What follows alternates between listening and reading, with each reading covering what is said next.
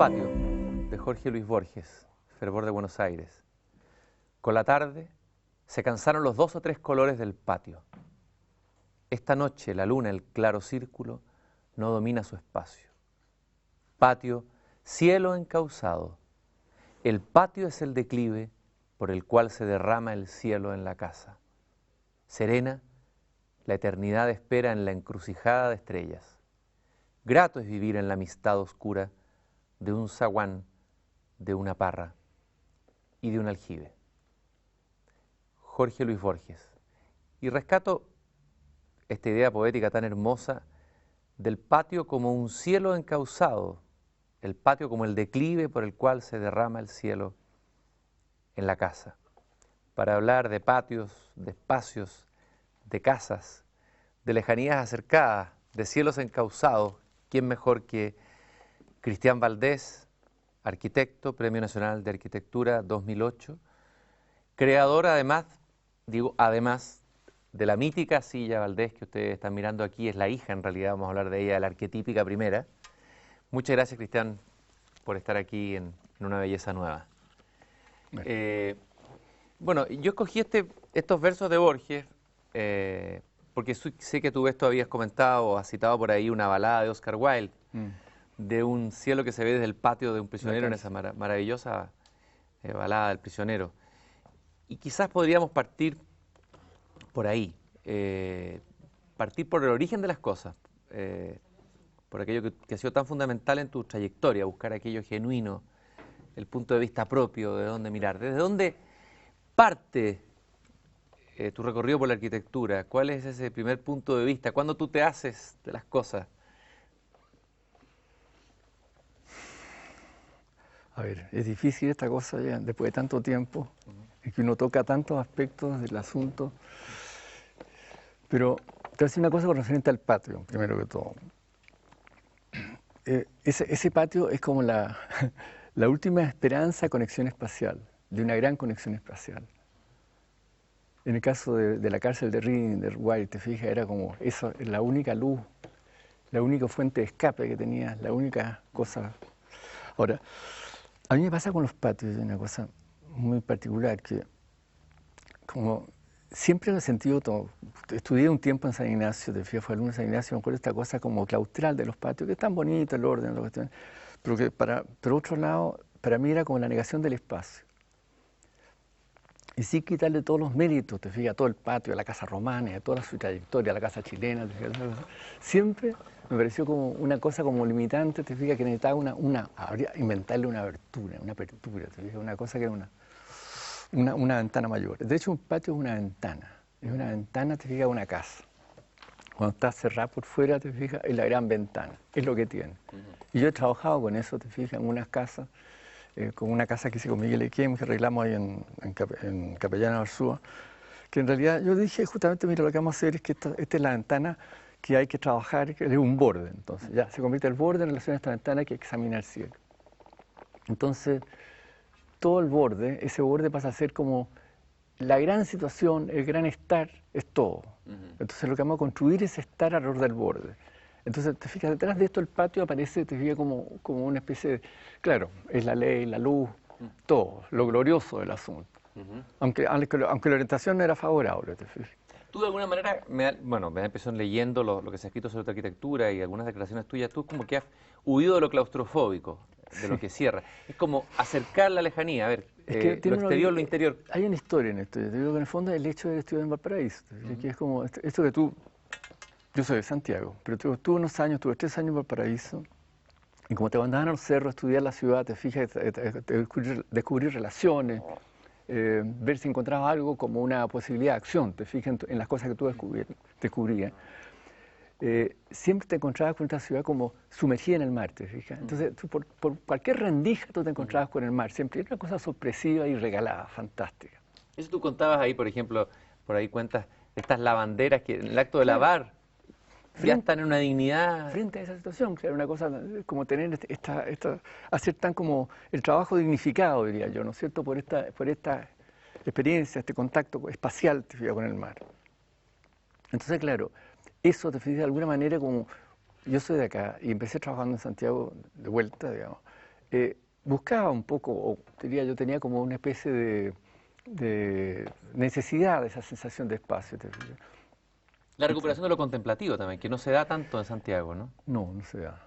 Claro, en realidad ese es el término que le puso Alberto cuando hizo el proyecto de título, te fijas que este es en el mundo de la contemplación. Entonces, era una cuestión que ligaba como el estar en la contemplación, te diría yo. Entonces, en el fondo uno podría decir, bueno, ¿y qué es lo que es el estar? Entonces yo, por ejemplo, descubrí en Santiago, ante la situación, un terreno concreto que estaba estudiando, te fijas, descubrí que habían árboles plantados, porque habían sido, te fijas, chacras grandes, te fijas, en un tiempo, y además porque eran antiguos fundos. Entonces tú juntabas grupos de árboles importantes.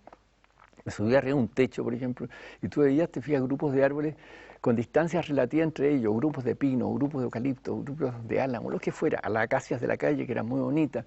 Entonces, mira, la situación era la de un gran parque, te fijas. Entonces decíamos, yo, bueno, me encontré algo, te fijas, aquí, en este espacio, porque en vez del sitio, te fijas, los cierros inmediatos, me encuentro con una situación mayor, te fijas que tiene un esplendor. Y además te fijas que detrás de todo esto, te fijas con esta referencia de profundidades espaciales que había entre los grupos de árboles, te encontrabas con la cordillera como, te fijas, enmarcada ahora enmarcada por los árboles. Estoy hablando de un periodo de Santiago, te fijas, que no tenía tanto edificio. Pues estamos hablando de 40, 50 años atrás casi.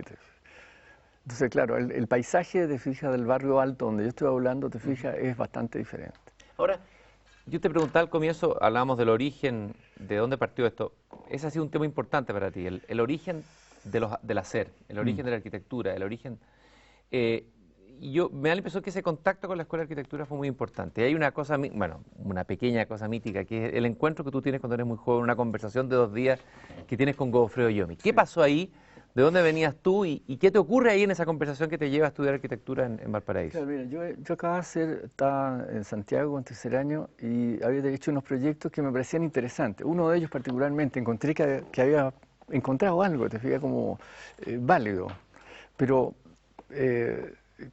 resulta que el proyecto, te fijas, era difícil de armar. Te fijas, por ejemplo, cuando tú haces una cosa, tú vislumbras como una posibilidad, una forma, pero por un motivo, te fijas, en un terreno, te encuentras con una cuestión nueva, ¿no? Que no sabes muy bien cómo la vas a tratar, porque tienes que meterle un programa, tienes que hacerle miles de cosas. Entonces, frente a eso, te fijas, empecé a trabajar y me costaba bastante.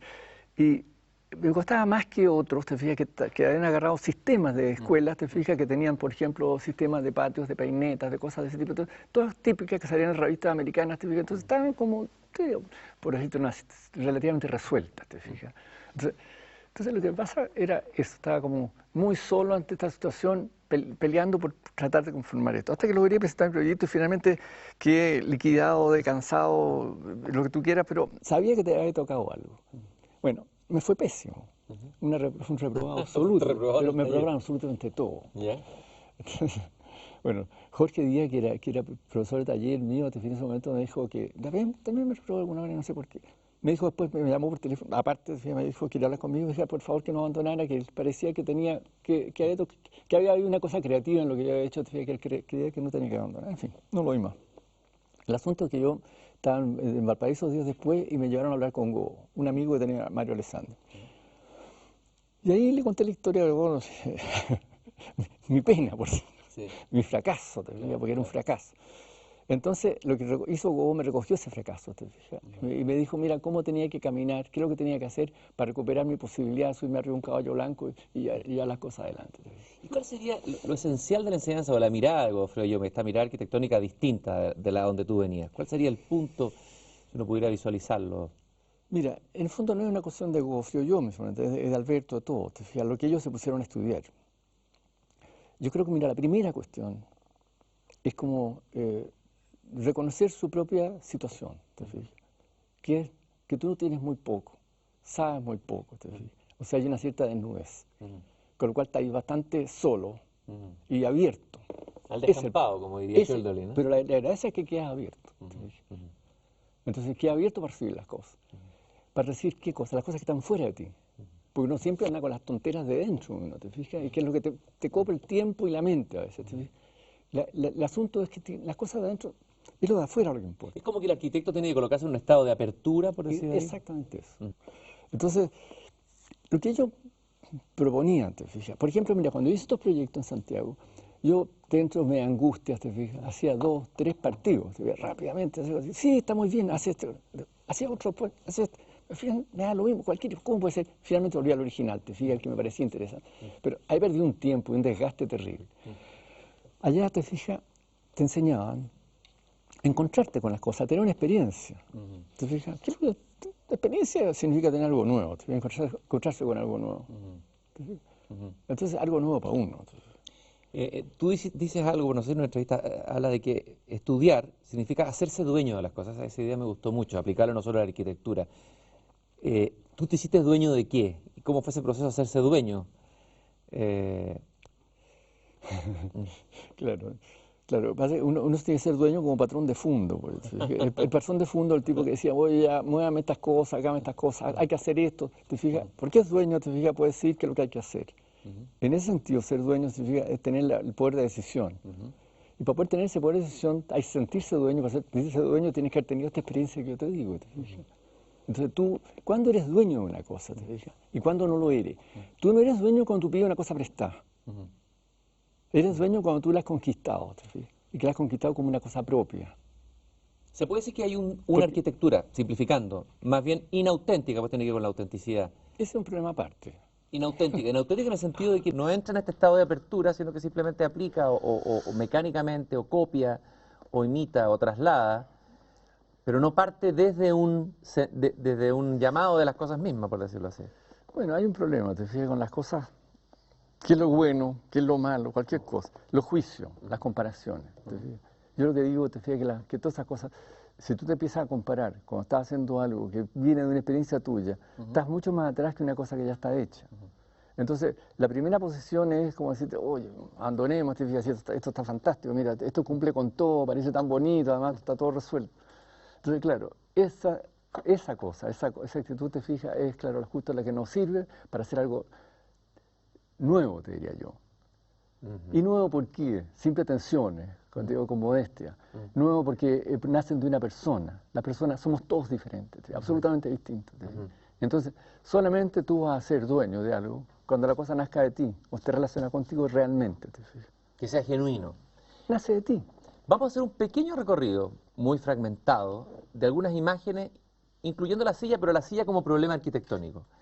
Esta famosa silla que también parte siendo parte de un absurdo y termina siendo un modelo estándar de algo, ¿no? Brevemente que nos cuentes la historia y que me expliques después en qué sentido una silla es un problema arquitectónico, es arquitectura también. Mira, yo no sé, te digo, sí, pero para mí el problema de arquitectura es porque el trabajo es similar, ¿te fijas? Porque en el fondo uno es, en la posición, yo no sé, yo a lo mejor no soy ni arquitecto, antes de saber tú, ¿te fijas? Pero en el fondo, ya, uno dice, ya, estoy metido en esta actividad. Y dentro de esa actividad, hacer una casa, es lo mismo, por eso. Ahora, esa silla nace, te fijas, de la cosa más curiosa. En el fondo, un amigo mío, José Antonio Bravo, me dijo, mirando la fabricación de muebles clásicos, me dijo, oye, mira, el despunte de madera, cómo se bota la madera, te fijas, qué brutalidad, qué derroche. Te fijas. Entonces, sí, puede ser. Le dije, claro, podían hacerse juguetes con esos pedazos de madera tan bonitos, esos bloques que van quedando, todas esas cuestiones. No sé, pero sin que me importara nada. Entonces. Y esto, te fijas, lo comenté con Raúl Sarachini, que era yo trabajaba con ellos, eran ingenieros, te fijas, y tratábamos de hacer proyectos, te fijas, de algún tipo. Y me dijo, oye, sí, interesante lo que se hace. ¿Y qué harías tú? Mira, yo estoy recién jugando tenis, desde tiempo hay unas raquetas, te fijas, re bonitas, las raquetas, las Danforth Max Play, las que usaba Fillol, que eran de madera, laminadas, te fijas, con unos colores tan bonitos. Entonces, tiene una cosa tan bonita y urbanística. Yo que trabajé en muebles con mi papá de joven, fui su dibujante y todo, pero esta cosa tiene una calidad única. Y es increíble que no se haya utilizado en los muebles. Ese aparato responde a esta cosa de la pérdida de madera así, ¡paf! ¿Te fijas? Es como evidente. Entonces me dijo, como buen ingeniero, me dijo, a ver, buena idea, a ver, haz la prueba, hace una. Bueno, ¿cómo? ¿Qué sé yo? Arregla la prueba, haz una prueba, haz una muestra, haz un ensayo, ¿te fijas? Entonces, pesqué unas winchas de madera, te fijas, que en ese tiempo las trabajaba yo, las sacaba nomás, y las secaba en un radiador, le ponía unas prensas, las cuestiones. Una cosa muy modesta, yo hacía unos arcos. Entonces, lo hice una vez, te fijas, pasaba unos días, te fijas, al probar su resistencia se me rompían. pasó una segunda tanda, ya con mejores colas, con mejores cosas, igual se rompía. Lo hice una tercera vez, te digo, la tercera semana que es la cuestión, se me rompió, al diablo, Entonces, pero ya que me pegué esta, recorrido por lo que sea, te fijas, voy a hacer una silla, de todas maneras, que tenga esta cosa pegada, pegada, te fijas, laminada.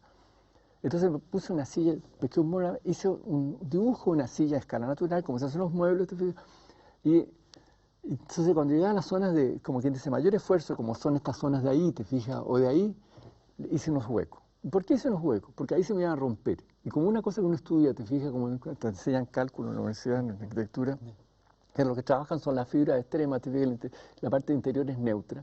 Era lógico, te fijas, como agrandar el nudo, te fijas, la parte de mayor esfuerzo. Y de ahí nace este modelo silla, de esta experiencia, te fijas, y de este cuento, cómo participó una persona, cómo otra persona me impulsó a hacer los ensayos, cómo yo me rompí la cabeza con los ensayos, fracasé y llegué a esta O sea, no una abstracción ni una teoría, en el mal sentido de la palabra fijas, teoría. es un recorrido, te fijas, es una experiencia de vida, te fijas. Y es arquitectónico, ¿en qué sentido una silla es un problema arquitectónico? ¿Por qué arquitectura una silla? Esto no es una silla, podríamos decir con el pintor Magritte. Esto no es una silla. ¿Ah? No, yo no sé por qué arquitectónico. En el fondo yo te digo cómo trabajas tú los perfiles, te fijas cómo trabajas los detalles, cómo te metes en el sistema constructivo, en el problema estructural, te fijas. Es un problema arquitectónico en el fondo. Ahora, que no es un espacio que tú vas a habitar, sino que lo vas a emplear como objeto. Esa es la diferencia, fundamentalmente. Vamos a ir viendo algunas fotografías y vamos a ir conversando, acompañado por estas fotografías, de tu opción Esta es la arquitectónica. silla ya evolucionada. Esa es la hija. ¿Ah? Esa es la primera silla. Esa es la primera silla. Esa es la primera silla. Perfecto. Que ya se ha convertido en un arquetipo, está casi metido en nuestro inconsciente, con esos objetos que pasan a ser esenciales, así en la memoria. Eso es muy bonito. Y enseguida vamos a ver la fotografía siguiente, esa es ya con brazos, en la que estamos sentados, porque estamos sentados en una silla Valdés, con Cristian Valdés al frente, además. Y de la silla vamos a partir de la arquitectura. Esta es la casa Alberto Valdés. Esa es mi primera casa y la casa más importante yo creo que he podido hacer. ¿Por qué?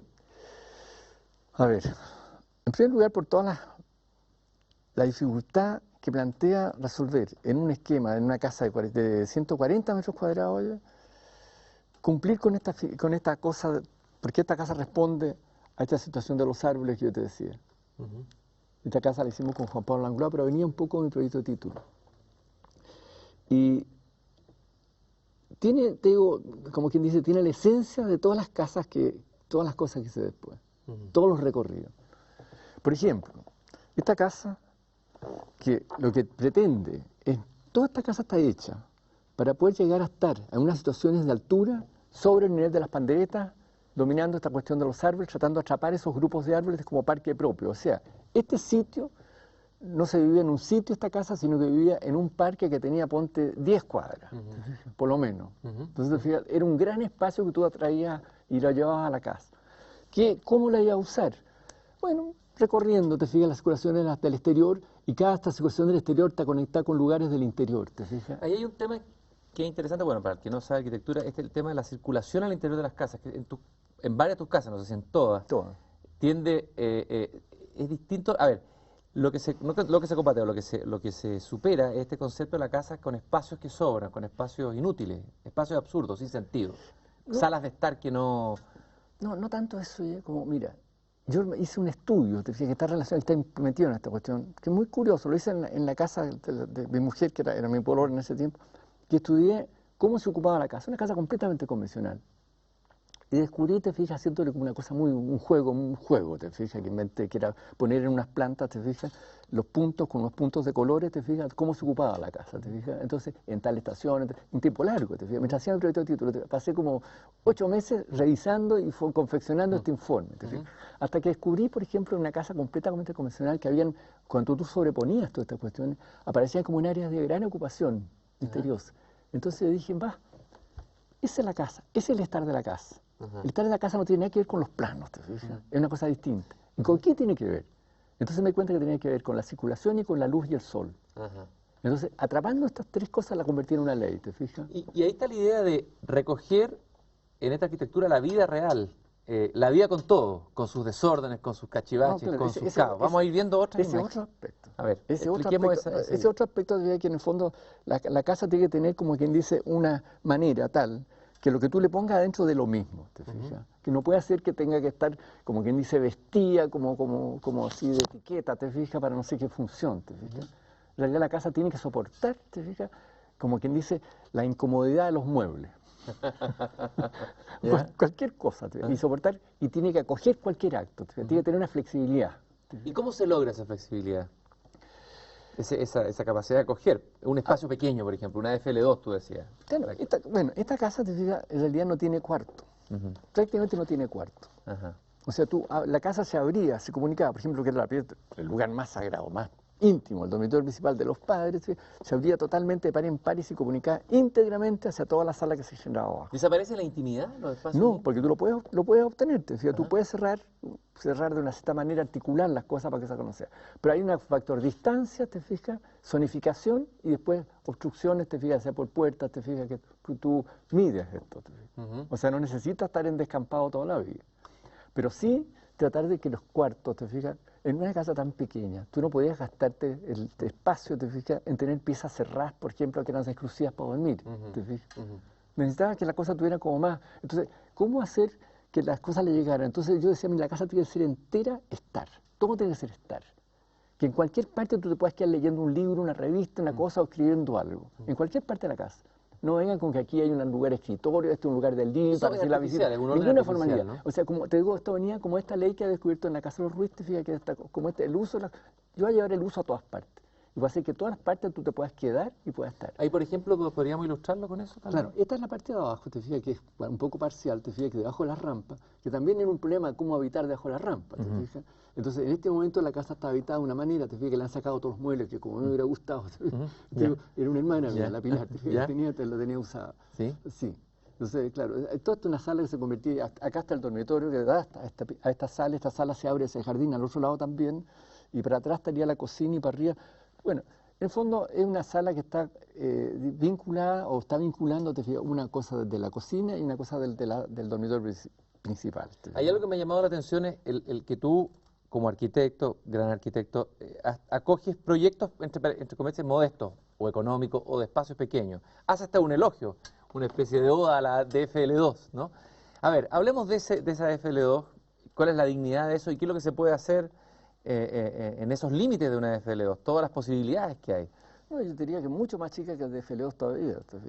Yo he hecho casas más pequeñas, es decir, de 50 metros, 60 metros, te fijas, muchas, de 45 metros. Y de 36 metros también. Entonces, en todas ellas tú tienes que alcanzar, te fijas, una cosa digna, te fijas, tienes que tratar de que la casa sea algo más que un cuarto, te fijas, algo más que una cocina, te fijas. Tiene que haber algo. Entonces, ¿cómo hacerlo? Bueno, si tú te examinas, te fijas cómo están construidos los yates, por ejemplo, tú lo sabes, y todos los espacios de los aviones, ¿cómo se pueden aprovechar, te fijas, los espacios? Yo pasaba estudiando mucho, hay un libro viejo de Neufeld que tenía unos cuartos de dirigible, que en ese tiempo aparecían. O sea, era interesante ver y los ferrocarriles, cómo se usan los ferrocarriles, la experiencia de los ferrocarriles que todos hemos tenido. Bueno, los yates son un muy buen ejemplo de cómo existe como una posibilidad de transformar y utilizar espacios muy reducidos y convertir en una cosa mayor y interesante. Está relacionado con lo anterior, pero esta idea de la relación entre la forma y la vida, que sí, creo yo no sirve solamente para la arquitectura, esto que estamos hablando. A ver, ¿cómo se da en tu arquitectura, en tu hacer, la relación forma-vida? ¿Cuál es la ecuación ahí? A ver, yo diría que forma-vida parece como una cosa ajena a la obra misma, te fijas, así, como dice así. Pero en realidad la forma es un resultado nomás, te fijas. La vida es la que tú tratas de imaginar en un lugar, te fijas. La vida no está, cuando tú llegas a un lugar, tú te imaginas algo, te fijas. Te imaginas, primero, te fijas, encuentras qué cosa puedes sacarle como mayor provecho, o qué es lo que te llega a ti, te fijas. Pues tú te abanicas y con lo demás, te fijas. En el fondo, eso es lo que yo creo. Tú dices, esto es lo importante, te fijas. Y ahí, al decir tú algo que encuentras importante, tú tiras tu primera raya, tu primera línea. Y después de eso, te fijas, lo más viene, como quien dice, como una consecuencia. Y todas estas leyes, por digámosle así, sol, circulación, vida. Vida para mí, te fijas, es habitar, te fijas, estar. Te fijas. Tú te imaginas la vida cómo se va a desarrollar en todas estas cosas. Pero siempre te fijas, lo que surge primero es como una decisión básica. Por ejemplo, cuando hice la casa de Pirque, por decirte una cosa cualquiera. Vamos a ir viendo las próximas imágenes. Vamos hablando de esta. Vamos a ir avanzando, ¿sí? Esta casa, por ejemplo. Esta casa estaba al lado de la casa, en mi casa, en la casa al lado de la casa. ¿Qué tenía? Por ejemplo, no podía hacer estas rampas exteriores, te fijas, porque ya sabía que era un montón de plata y cosas que yo no tenía. Entonces tenía que decidir, te fijas, frente a otras cosas. Entonces tenía que cortar el queque, por decirlo así, te fijas, cortando costos. ¿Cómo hacerlo? Nosotros hemos estado haciendo una experiencia con José Antonio, te fijas, una estructura metálica, justamente para poder ahorrar costos, hacer una cosa un poco tipo prefabricada. Entonces, esta casa está pensada de esa manera, con una modulación metálica, te fijas, que igual le da una cierta rigidez, te fijas. Una rigidez, un módulo, ponte 3x4, por decirlo así, en línea gruesa, más o menos, unas comitas que faltan, pero es de ese tipo. X módulos 3x4, con lo cual tiene una viga pilar, una solución viga pilar típica, repetitiva, etc.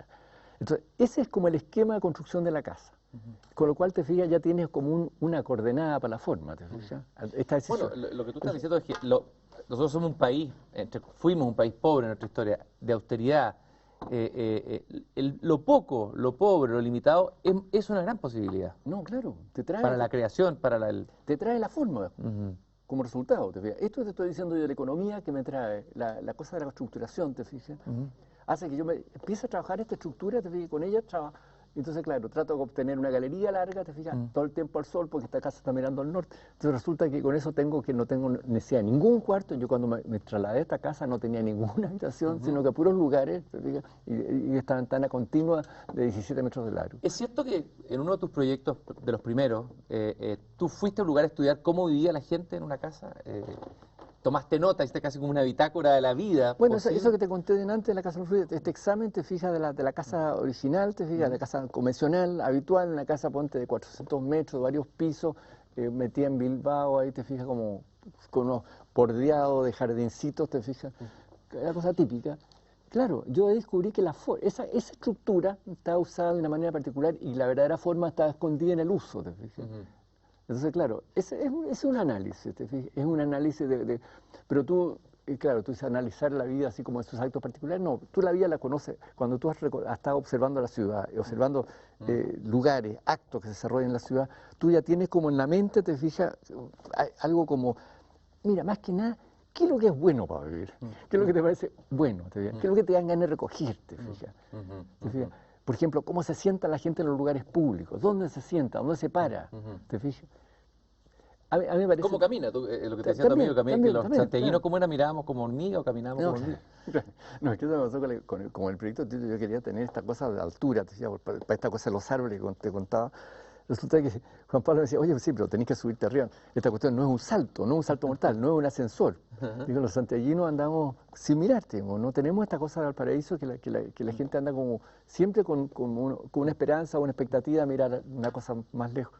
Esto no, en Santiago no hay una percepción permanente, una preocupación por la cordillera, ni nada. ¿Te fijas? Es una cuestión que está la gente como si estuviera ocupada cuando camina. ¿Te fijas? Entonces, por eso, sí. Ahí surge la cuestión de las circulaciones, te fijas, hacia arriba, que sean fluidas, surgen las rampas. Esto es muy bello. Hay algo ahí muy bello. Esa es la entrada de la casa. Claro, es como, esta es una máquina chica, ¿te fijas? Es una casa que tenía 115 metros cuadrados. Entonces resulta que en esta casa, la entrada de la casa es esta. Tú ves, observa el tiro de la mesa de comedor, es como la mesa de comedor también es lugar de estar, ¿te fijas? Tiene la escala que sube a una sala de arriba, ¿te fijas? Que está conectada con una terraza. Entonces, es como la estructura está a la vista. Esta casa no tiene una gota de pintura, no se pintó nunca nada.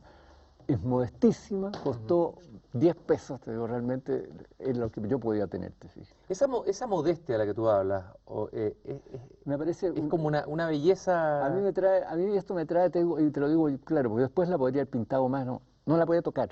Me da cuenta que la casa era así, nació así, como te digo, como una citroneta, como una cosa que tenía la mínima estructura, el mínimo motor, la mínima cosa, y así, esa era su ley. Si tú te pones... quieres hacer una cosa como más suntuaria, más elegante de esto, dejarías de poder vivir en ella, no podrías comprenderla, ¿te fijas? Perderías la percepción de la casa, el sentido de las cosas. Estoy pensando no solo en la arquitectura, la manera como se ha hecho ciudad, el urbanismo, la arquitectura, la manera de vivir incluso de los chilenos. Tal vez hemos perdido el norte en ese sentido, ¿no? En tratar de ser más, hay un cierto como arribismo, tender a lo suntuario y perdernos nuestra pobreza, en el buen sentido de la palabra, perdernos nuestra modestia, aquí es donde está nuestra propia belleza. Claro, es decir, la modestia tiene su marco, ¿te fijas? Lo otro tiene otro marco, un marco distinto. Ahora, el marco grande es muy difícil porque es muy competitivo, ¿te fijas? Y muy descolocador. El marco chico no, es comprensivo, es abierto. Tu camino debe haber sido difícil como arquitecto. Enfrentarte con clientes que probablemente no entendían todo esto que estamos hablando, Mira, expectativas. ¿Cómo hiciste tu camino, digamos? Tú terminas siendo amigo de los clientes. O te haces amigo de los clientes, no puedes hacer nada con ellos. Tiene que llegar a un diálogo real, ¿te fijas? Y por supuesto, la gente quiere siempre la casa que vivió, la casa conocida, poco menos que la casa de la revista. La casa Georgian, lo que sea. La casa Georgian, sí, lo claro. que sea, te fijas. En realidad, no. Tú estás en una pelea particular, te fijas, con las cosas y curiosamente no he tenido mayor problema nunca. Ahora, ¿cómo es tu relación entre comillas, el cliente? Porque tú decías que la primera tarea del arquitecto es la observación, es escuchar también, es la escucha, ¿no? Sí. Porque tienes que escuchar también ese deseo de la casa Georgian o escuchar más allá de ese deseo. ¿Cómo se da eso? El problema de eso es otro. Es como decirte, mira, ¿qué es lo que la gente realmente quiere? La gente no quiere, no puede decir, mira, sí, me encantaría esto, te muestran. No, a mí no me muestres nada, no quiero saber nada de esa cuestión. En el fondo, ¿qué es lo que importa? Hay gente que tiene las cosas que importan. Por ejemplo, te dice, mira, yo lo que quiero es que mi dormitorio sea el lugar fundamental de la casa. Yo quiero un lugar que pueda, mira, leer, escribir, trabajar, estar como mujer, pero una cosa grande, me importa el living un rato, no me importa esto. O sea, eso te fijas, es una observación fantástica, es como decir que tienes un tipo de peso, te fijas, un tipo que tiene algo fundamental y no te está diciendo, mira, yo quiero un esquema de este tipo, te fijas. Vamos a mirar ahí, esta es la casa. Detrás de eso te digo, surgen las cosas que se llaman los programas, te fijas, los programas de decoración. Pero mucho más antes que eso es la ley del tu lugar, te fijas, que es lo que puedes hacer en un lugar. Ahora, esta casa, es la casa de Juan Bulnes. ¿Dónde estaba esta casa? ¿Está o ya no existe? Está todo. Esta existe muy mal tenida, pero está.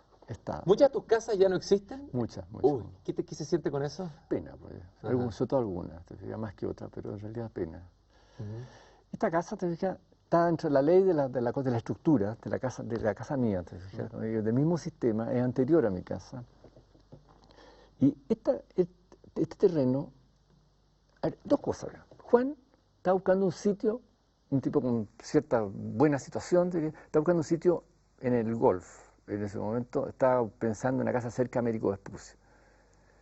Y yo le dije, mira, nada muy lejos, ándate lo más central posible porque no te llenes de autos, porque un tipo tenía tendencia a tener 2, 3 autos en la casa. Una lata. Trata de que la gente se mueva a pie en su sector lo más posible.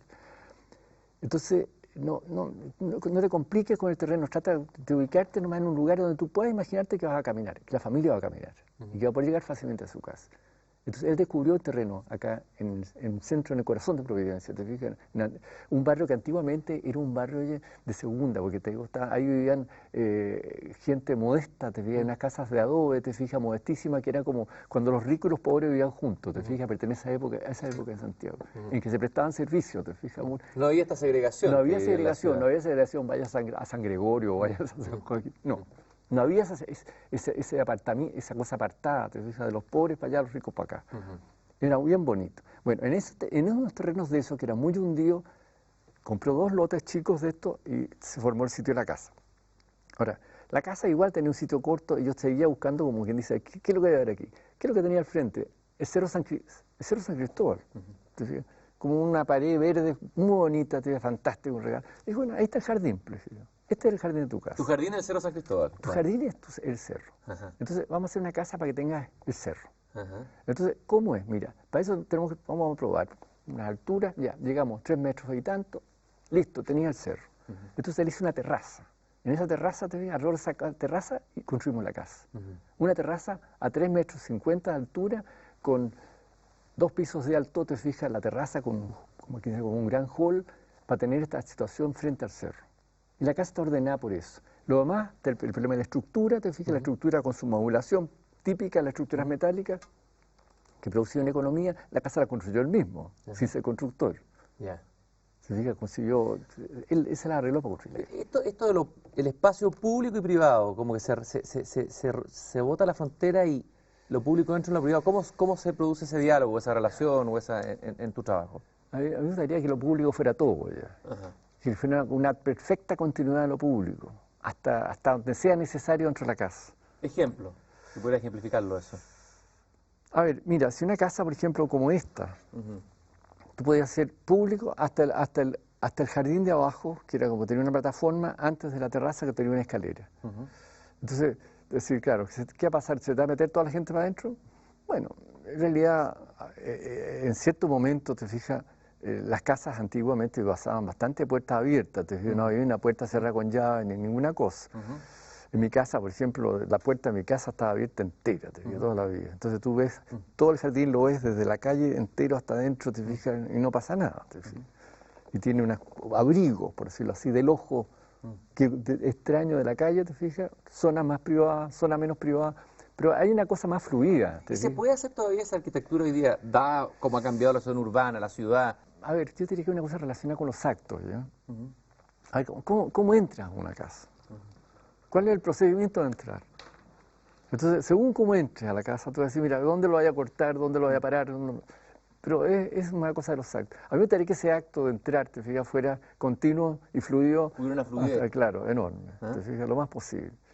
Ahora, claro, esto tiene que ver, digo, no solamente con las casas, sino que pasa con todo el espacio urbano, te fijas. Eso te iba a preguntar sobre urbanismo. Tú tuviste una experiencia cuando joven de ver las ciudades europeas y yo creo que ahí el que tiene esa experiencia de lo que es una ciudad en Europa y después la contrasta con nuestra mirada del urbanismo, no, claro. A ver, ¿cómo es nuestra manera de hacer ciudad y cómo...? La emoción más fuerte, porque encontrarse, te fijas, a los 18 años metido en unos puros de Florencia en la noche, en la tarde, te fijas, y encontrarse con la Plaza de la Señoría, con la Loya de los Lances, te fijas, con las esculturas.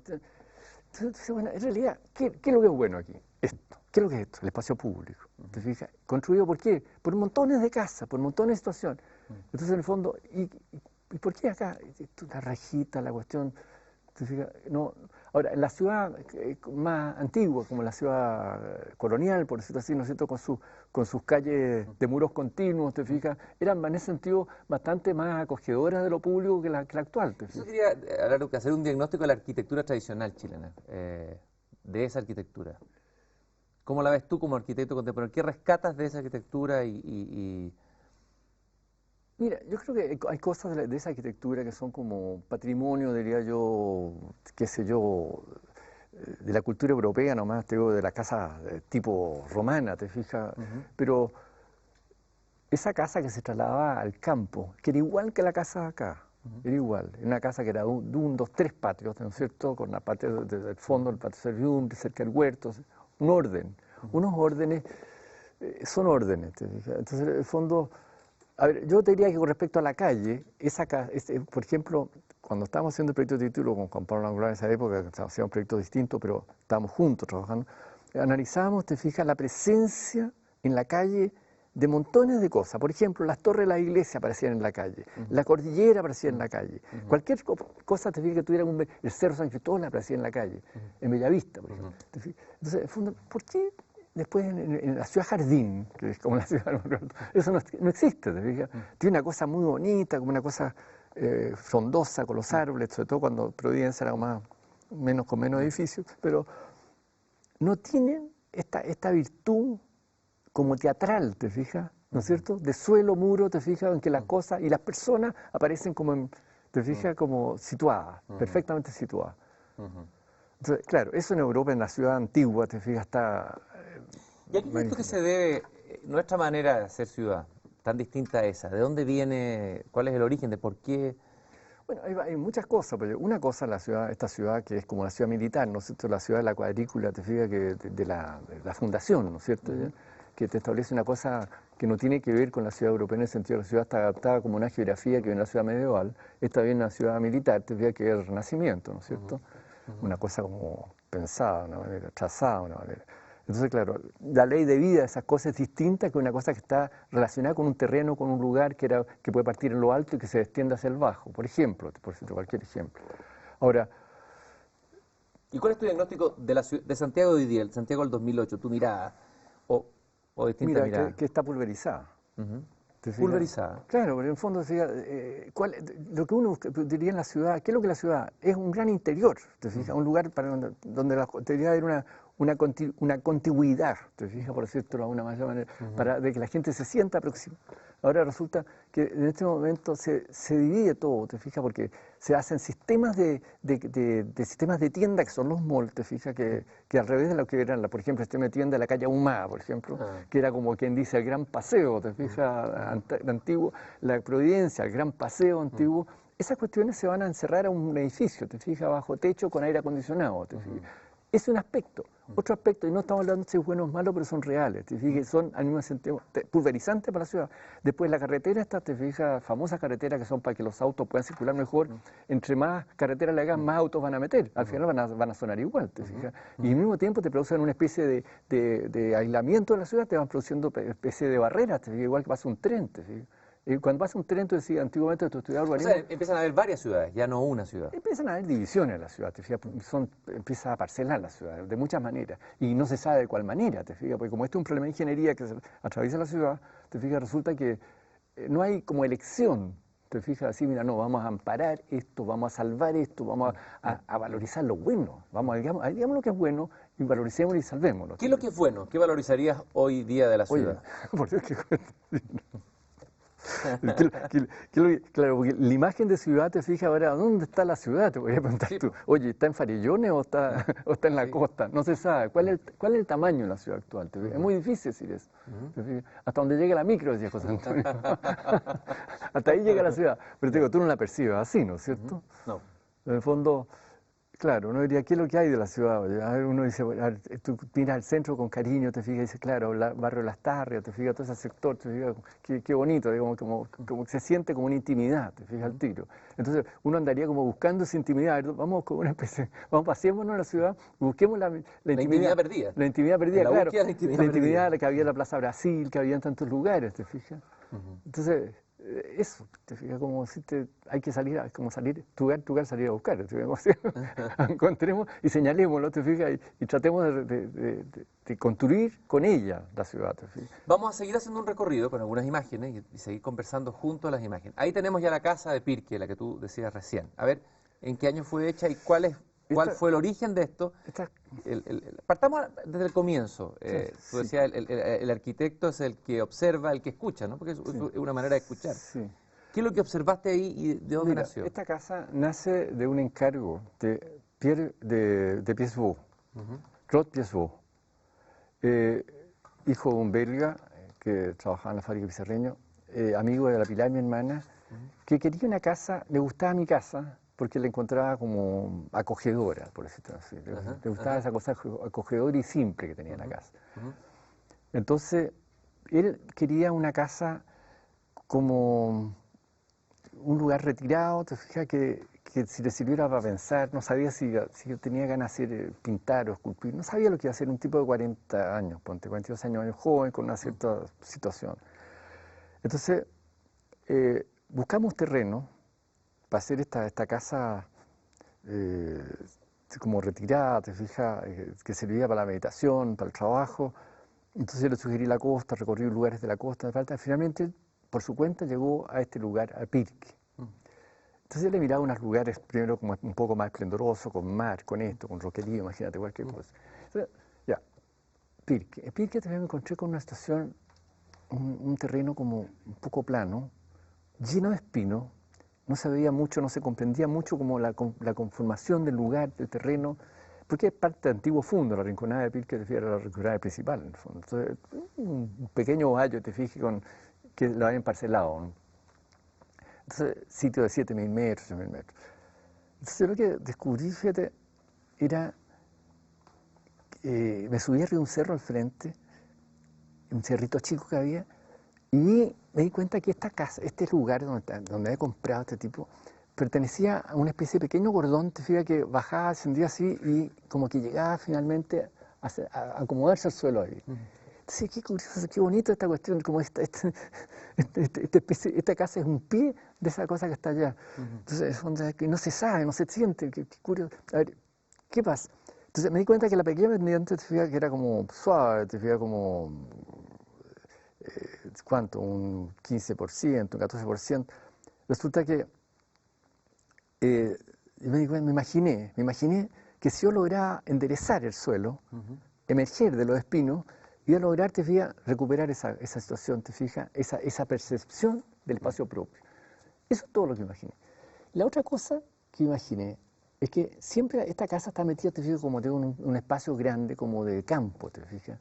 Entonces, la experiencia del campo, te fijas, que hemos tenido siempre, es esta casa, esta especie de muro largo que se produce en el campo, te fijas, que se produce porque es una casa que tiene una crujía, un eje, una batería de habitaciones con un corredor. Al otro lado tiene otra batería, entre medio que un patio de 30 y tantos metros, te fijas, forma un total de 50. Entonces, tú siempre estás viendo unas longitudes, te fijas, una cosa que tiene como una longitud, que tiene como quien dice, en la medida de la presencia del campo, dije yo. Entonces, mira, ahí está. Entonces, lo que tengo que hacer es colocar ahí, emergiendo, una cosa que tenga la magnitud de presencia del campo, para estar ahí realmente.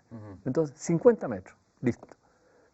Puse esta casa, puse una raya en realidad, 50 metros. Y alrededor de esta raya dije, ahora la dirección de la línea, ¿cuál es? Entonces había una acacia, esa. Entonces en un sitio acá, y esa acacia, aquí trazamos, te fijas, miramos una línea y colocamos este eje. Después que tenía este eje, ya dije, bueno, ahora hay que ver cómo lo habitamos, te fijas, cómo habitamos este eje. Entonces yo me imaginé este eje como una cosa circulable, nada más, te fijas, como un poco lo que quedó, finalmente una cosa de 2 metros y tanto, te fijas, no me interesaba el ancho, sino que tuviera la longitud, estamos recogiendo los 50 metros. Entonces, como que diría yo, la casa es esto, es este eje de 50 metros. Alrededor de eso nacen unas habitaciones, unas cosas, ¿te fijas? Entonces puse una sala de trabajo, de estar en la punta, ¿te fijas? Y puse una cosa más doméstica de dormitorio, en 2 dormitorios en suite abajo, te fijas, que estaban ligados a una sala junto a la cocina. Detrás de eso, una zona del desayuno, que era como una cosa, una ampliación para atrás. ¿Te fijas? Pero te das cuenta, lo que estoy haciendo es como, la ley de la casa, te fijas, es lo que vi antes. El programa se adapta a esta situación, te fijas, se construye alrededor de eso. ¿Cómo aparecen las cosas? ¿Cómo aparecen estas intuiciones, estas visiones, este proceso, ese momento que es tan importante, que es como... Me imagino el caso de un poeta cuando escucha... No, pero en el fondo, mira, es como cuando tú no tienes nada, ¿te fijas? Te aparecen muchas cosas, ¿te fijas? Muchas posibilidades. Tú decís, esto es lo que hay que hacer, ¿te fijas? Porque son cosas muy simples, casi diría yo, casi ingenuas, ¿te fijas? No son grandes pensamientos, son cosas elementales. No hay sofisticación. No hay ninguna sofisticación. ¿Y esa elementariedad se ha perdido en la arquitectura más contemporánea? No, es que mira, yo te hablo de mí nomás, te fijas. Sí, no sé, te digo como si eso significa... yo tengo la impresión de que los arquitectos, que en general los arquitectos, yo digo, los que me han parecido buenos, interesantes, todos han tenido algo de esto que te estoy contando. Todos han tenido una dueñez de la acción, en primer lugar, en el sentido que tú preguntaste primero, ¿te fijas? Sí. La dueñez, ser dueño claro, ser dueño de las cosas. Y después te fijas como esta cosa de la emoción, ¿no? ¿Ya? Te fijas, porque hay detrás de todo esto, te fijas, hay una emoción. Cuando tú construyes estas cosas, te fijas, y construyes esta relación con el paisaje, claro, es una cosa que te llega, te fijas, y la sientes. Entonces yo lo he sentido en otros, te fijas. O sea, yo digo, me dan ganas de palmotearlos, te fijas, aunque estén muertos. Me tocó con Palladio, te digo, sin más lejos, en Vicenza, ¿te fijas? Entonces, por algo de la distribución de las columnas, las cosas, pues todo el mundo hacía columnas, no se trataba que las columnas fueran originales en ese tiempo, para nada. Algo, como él las ponía, cómo las colocaba, te das cuenta que estaba jugando el tipo, con qué estaba jugando, te das cuenta que entra en el juego el tipo, que cada tipo propone su cosa. Tienes una arquitectura más contemporánea, Van der Rohe, porque tú citas una casa que para ti fue importante. ¿Cómo se llama esta casa? La casa... A ver, lo que pasa, tío, yo casa de mí, lo único que conozco es el pabellón esto que reconstruyeron los españoles, te fijas, en Barcelona, te fijas, el pabellón de Barcelona. Entonces, me parece, te digo, siempre lo había mirado en las fotos, decía, qué preciosura, qué lindura. Imagínate una casa que sea así, que tenga como esta fluidez espacial, te fijas, esta transparencia, como interconexión de los espacios. Pero en realidad, estando ahí, me pareció brutalmente fome, fíjate. Yeah. ¿Pero por qué? En realidad porque no es una casa, primera cosa. Te das cuenta de que no es una casa. Hay que darse cuenta de eso, ¿te fijas? No es una casa, es un pabellón. Entonces no podría culpar a Van der Rohe, ¿te fijas? No, él hizo un pabellón, ¿no? Que el pabellón era el símbolo de sus casas, lo que tú quieras, de la manera como él quería tratar el espacio. Entonces yo diría, sí, pero es que eso es lo que hacía Wright. Claro, que Wright con la Rowe y con todas las casas que hacía en Chicago, te fijas, tenía esto mismo antes que él. Eso lo aprendió a Wright, ¿te fijas? Entonces, pero él lo magnificó, lo consiguió, tenía esa sensibilidad de la materialidad, las cosas. Él fue el primero que planteó los muros de cristal, te fijas, en Berlín, no se lo hicieron nunca, pero en fin, él tenía una gran creatividad y gran percepción como el futuro de la arquitectura, te fijas. Y muy refinado el tipo. ¿Qué es una casa? Una pregunta bien obvia, pero ¿qué es finalmente una casa? Esencial, si uno buscara la esencia. Yo diría como el rincón habitable de lo público, una cosa así. El rincón habitable de lo público. Sí. Otra preocupación en tu arquitectura ha sido el tema de la constructibilidad, que eso pareciera que para algunos arquitectos esa dimensión no existiera tanto. A ver, ¿en qué sentido ha sido importante, no solamente como una preocupación práctica, sino como algo fundamental en tu tarea arquitectónica, en tu trabajo, oficio arquitectónico? ¿Y por qué ha sido importante y de qué manera? ¿Cuál ha sido tu relación con eso? Mira, la constructibilidad es la materia. La materia. Es la materia de la casa. Es la carne. ¿Con qué haces tú las cosas? Tú no quisieras limitar las cosas, no quisieras darle ni pesos de más, ni pesos de menos. No. Como con el espíritu, con el alma. Claro, es como mantener como lo fundamental, lo esencial. Pero resulta que la estructura, por ejemplo, es como la raíz de la construcción, ¿te fijas? Entonces, claro, yo diría que como el sistema estructural y la materialidad que ella trae, ¿te fijas? El sistema, por lo tanto, que tú defines, es como lo que va a hacer la piel visible, la cosa, ¿te fijas? Lo que te da la forma, finalmente. Ahora, cada sistema constructivo, ¿te fijas? Tiene sus propias leyes, sus propias limitaciones, sus propias cosas. Eso te trae, como quien dice, tú trabajas con ese mundo, las limitaciones propias y las propiedades de cada cosa, ¿te fijas? Yo creo que tú eres un enamorado de las limitaciones, Es que yo creo que un apasionado de las sin limitaciones tú no haces nada, pues. Al contrario, yo siempre he dicho, búsquenla.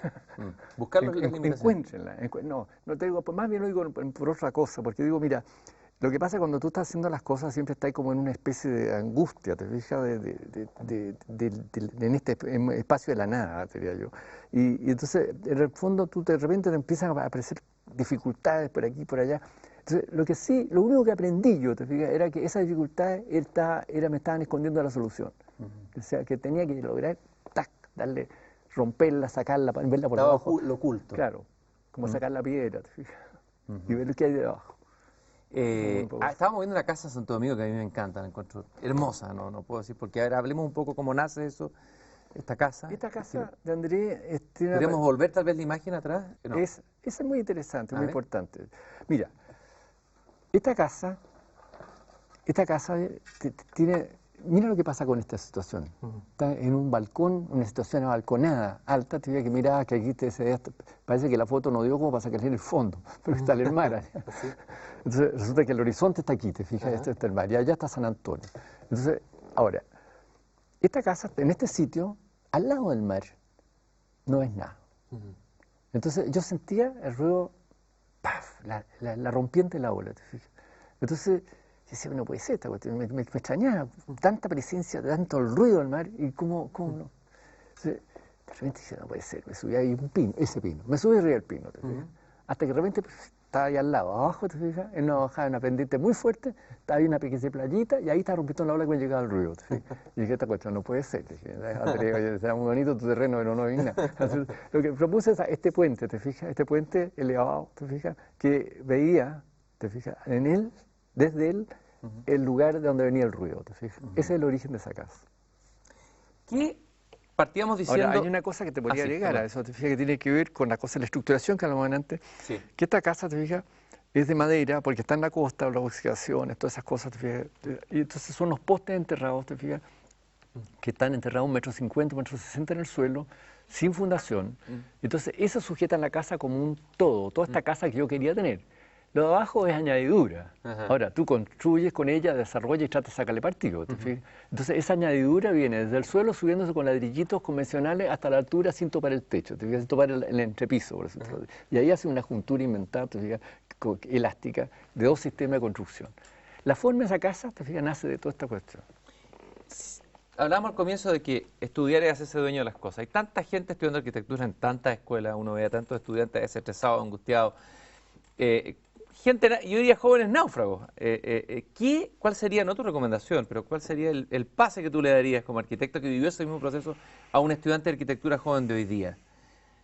De cómo hacerse dueño de las cosas. Claro. ¿Qué podrías compartir con él? Claro, yo creo que lo fundamental, oye, es encontrar lo propio. Te fijas, darse cuenta que cada persona tiene una individualidad, una personalidad, que es un ente, que tiene un punto de vista. Y hay que tratar de llegar a tener ese punto de vista realmente, conformar ese punto de vista. Y ese punto de vista que nace nada más que de la observación y de la experiencia, y de la vida, por supuesto. Y todo esto es una cuestión de la vida, no tiene nada complicado, ¿te fijas? Se trata de que tú sepas valorizar tus propios sentimientos, ¿te fijas? Y sepas ubicarlos, y situarlos, y reconocerlos, ¿te fijas? Y ver a dónde te llevan, ¿te fijas? Y qué significan, ¿te fijas? Como pensar a partir de ellos, ¿te fijas? Tal vez habría que colocar en todas las escuelas de arquitectura esta vieja frase de Píndaro: sé tú quién eres.